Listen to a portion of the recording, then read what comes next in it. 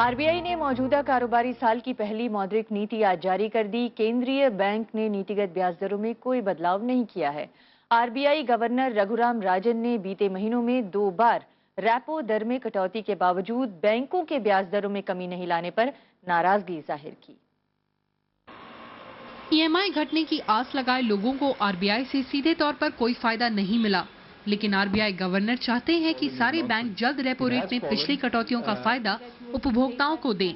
Given that there has been also very little transmission so far from the rate cuts that we effected at the beginning of the year and in March, we're waiting to see transmission taking place.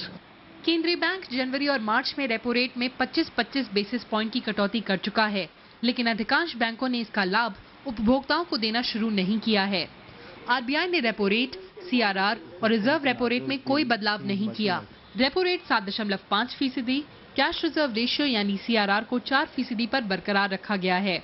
RBI बेमौसम बारिश से हुए फसल नुकसान का खाद्य महंगाई पर पड़ने वाले असर पर भी नजर बनाए हुए है। आरबीआई का अनुमान है कि अगस्त 2015 तक खुदरा महंगाई 4% तक आ जाएगी, लेकिन अगस्त के बाद महंगाई बढ़ने की आशंका है।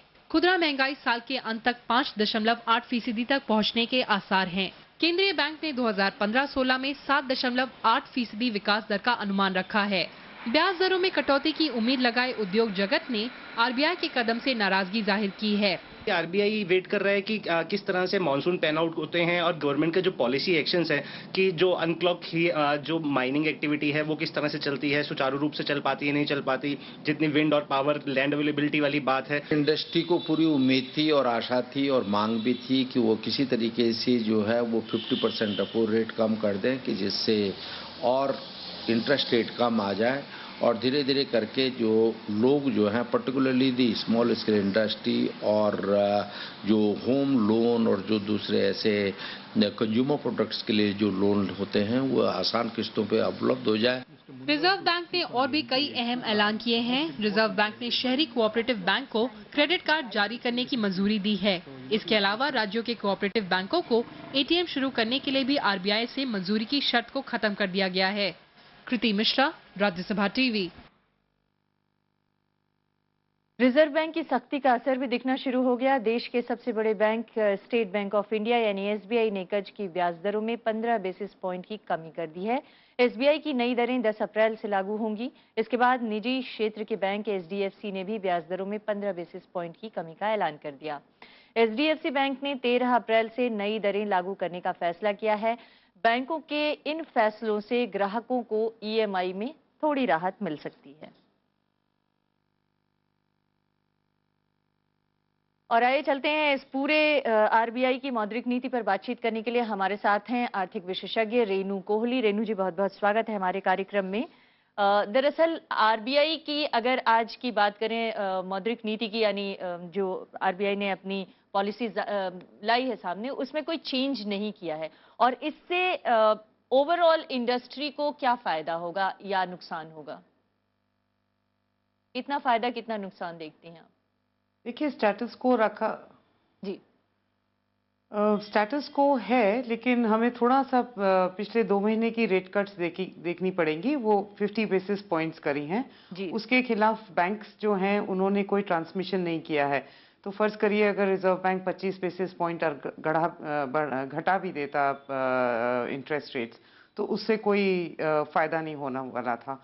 और जैसा कि आपने अभी रिपोर्ट किया कि 15 बीपीएस एसबीआई और एचडीएफसी घटा रहे हैं, तो 50 में से वो 1/3 है।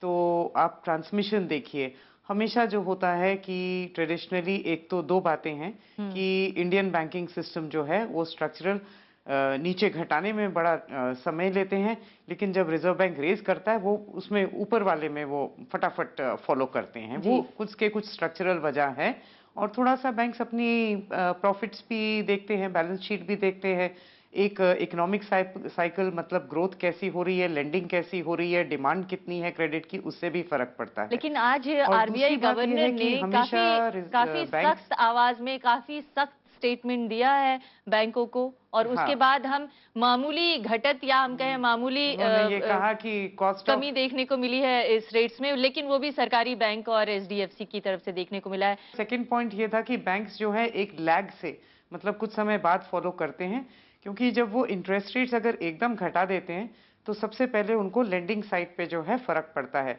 क्योंकि डिपॉजिट्स जो हैं जिससे जो उनका कॉस्ट ऑफ फंड्स है वो लॉक्ड इन होते हैं। एवरेज टेन्योर 1 से 3 साल, 3 से 5 साल ऐसे होती है, तो उसको ट्रांसमिशन में उसको घटाने में भी वो कर देंगे, वो फ्रेश डिपॉजिट्स पे अप्लाई होगी। जो पुराने लॉक्ड इन डिपॉजिट्स हैं उस पे तो उनको वो रिटर्न डिपॉजिटर्स को देना ही पड़ेगा, तो वो एक गैप होता है और 2-3 क्वार्टर्स लगते हैं। इसलिए बैंक्स जो हैं, क्योंकि उनकी प्रॉफिटेबिलिटी स्ट्रेन में है, एनपीएस बहुत ज़्यादा हैं और डिमांड फॉर क्रेडिट है नहीं, पाइपलाइन डिमांड जो है लोन्स की वो है ही नहीं, क्योंकि इकोनॉमिक एक्टिविटी बहुत मंदी हुई पड़ी है। अब फर्ज करिए अगर दूसरी सिचुएशन में इकोनॉमिक साइकिल बूम पे चल रही होती, बहुत डिमांड होती लोन्स की, तो बैंक्स मेरे ख्याल से घटा देते, क्योंकि उनको पता है कि टर्नओवर वॉल्यूम्स में इतना होता है लोन का कि उनकी इनकम जो है रिटर्न्स इंटरेस्ट इनकम बढ़ती। तो बैंक्स ये सिचुएशन ये है, तो 15 बीपीएस घटाई है, तो आई गेस थोड़ा सा मॉरल परसुएशन जो होता है सेंट्रल बैंक का, जनरली अथॉरिटीज का, वो दूसरे बैंकों पर भी पड़ेगा। लेकिन इस मॉरल परसुएशन से अगर मान लीजिए 50 बेसिस पॉइंट में आपने 15 बेसिस पॉइंट कम भी कर दिया है, तो आम उपभोक्ता को कितना फायदा होने जा रहा है, या होगा भी या नहीं होगा? ज्यादा कुछ असर नहीं होगा, बहुत मामूली सा होगा, क्योंकि एनवायरनमेंट ऐसा है। आप ये देखिए कि इनकम ग्रोथ नहीं हो रही ना, अगर कंज्यूमर्स की इनकम्स नहीं बढ़ रही हैं तो वो 15 बीपीएस और 50 बीपीएस उसका इंटरेस्ट कॉस्ट का बहुत फर्क पड़ता है। और अगर आप कॉर्पोरेट सेक्टर को देखिए तो उनके इंटरेस्ट कॉस्ट जो होते हैं उनकी बैलेंस शीट पे या प्रॉफिटेबिलिटी पे, वो पोर्शन जो है पिछले 3 साल में बहुत जबरदस्त इंक्रीज हुआ है। सो मैन्युफैक्चरिंग कंपनीज खासकर दे आर पर्टिकुलरली वो अफेक्टेड है इस बात से। तो जब तक ट्रांसमिशन बैंकिंग सिस्टम से नहीं होगा, अब रिजर्व बैंक तो डाउनवर्ड डायरेक्शन में जा रहा है, लेकिन बैंक्स जब इसको ट्रांसमिट करेंगे, ऑन एवरेज जो लैग माना जाता है पास्ट हिस्ट्री के बेसिस पे और स्टैटिस्टिकल एनालिसिस से, वो 9 से 10 महीने का बीच में माना जाता है। तो क्या आरबीआई को आपको लगता है कि और भी लेंडिंग रेट में और कटौती करने की जरूरत है, ताकि बैंक थोड़ा अपनी तरफ से प्रोत्साहित हों? आपको ये लगता है, क्योंकि बैंक्स बार बार ये कहते हैं कि ग्लोबल नॉर्म्स सभी इस तरह के नहीं हैं, उनके इस तर्क में कितना दम है?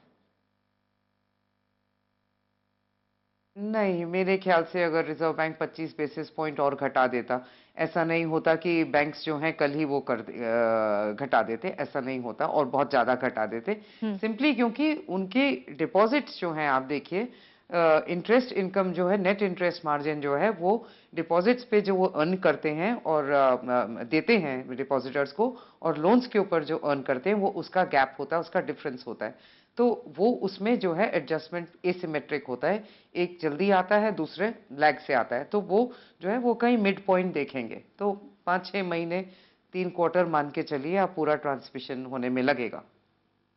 जी, लेकिन ओवरऑल अब आप कह रही हैं कि जो सिचुएशन है उसमें बैंकों के सामने इससे कोई और बहुत ज्यादा बेहतर ऑप्शन नहीं है, तो फिर अगर आम उपभोक्ताओं के लिहाज से देखा जाए तो आपकी नजर में ओवरऑल इकोनॉमी को दुरुस्त करने के लिए क्या करने की जरूरत है? देखिए, मॉनेटरी पॉलिसी का जो इम्पैक्ट होता है वो सॉफ्टर इंटरेस्ट रेट रिजीम, ये कोई शक नहीं है, इसमें कोई दो राय नहीं है, डेफिनेटली हेल्प करेगा, इकोनॉमी को नर्चर करेगा, लेकिन उसका हमेशा लैग जो है बहुत थोड़ा सा लॉन्ग होता है। आप सोचिए कि 9-10 महीने लगते हैं। उसके अलावा जो इकोनॉमी को असिस्ट करने के लिए हैं, गवर्नमेंट के हाथ में टूल्स हैं, उन्होंने जो बजट में डेफिनेटली कोशिश की है और बहुत सरकार ने जो है फैसिलिटेट करने की कोशिशें करी हैं और करते भी चले जा रहे हैं। कुछ जो रिफॉर्म्स हैं, जैसे स्ट्रक्चरल रिफॉर्म्स हैं, वो टाइम लगेगा उनको, उनका इफेक्ट जो है नॉर्मली एक साइकिल होता है 1 से 2 या 3 साल, डिपेंडिंग ऑन कौन से रिफॉर्म की हम बात कर रहे हैं, वो लगता है, उसमें होता है।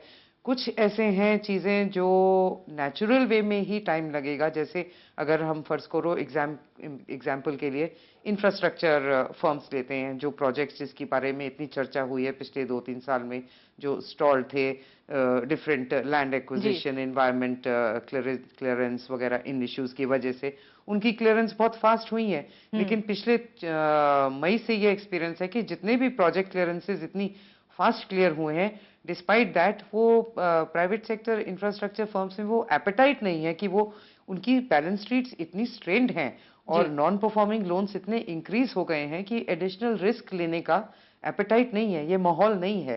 तो वो एक नेचुरल साइकिल होती है कि आपकी कैश फ्लो रेस्टोर होगी, रेवेन्यू स्ट्रीम बढ़ेगी, तभी तो एक कंपनी या फर्म सोचेगी कि भाई मैं फ्रेश इन्वेस्टमेंट करूं।